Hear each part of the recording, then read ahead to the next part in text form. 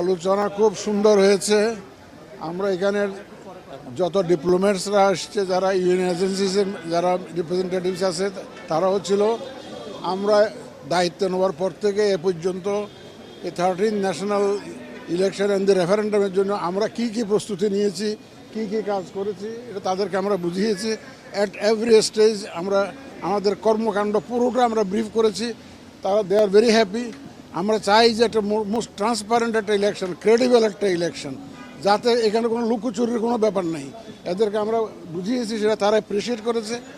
যাদের সাথে আমরা কথা বলেছি অ্যাম্বাসেডাররা, দে আর ভেরি হ্যাপি যে আমরা যে কাজ করেছি, তারা অত্যন্ত খুশি এবং তারা আস্থাশীল যে আমরা ইনশাল্লাহ একটা ক্রেডিবল ইলেকশন আমরা ইনশাল্লাহ উপহার দিতে পারবো ইন এ সেফ এনভায়রনমেন্ট। ওনারা কোয়েশ্চেন করেছেন, পরামর্শ দেন নাই।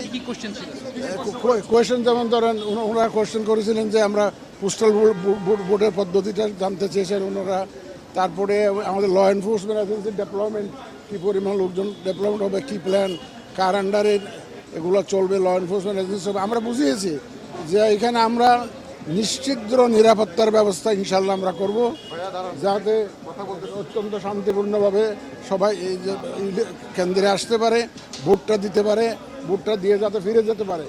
আমরা ইনশাল্লাহ আমরা এখানে যে আর্মি ডেপ্লয় করব, বিজিবি ডেপ্লয় করব, র্যাব ডেপ্লয় করব, আমার এই যে নৌবাহিনী, বিমান বাহিনী, তারপরে Ansar, all the huge development will be there.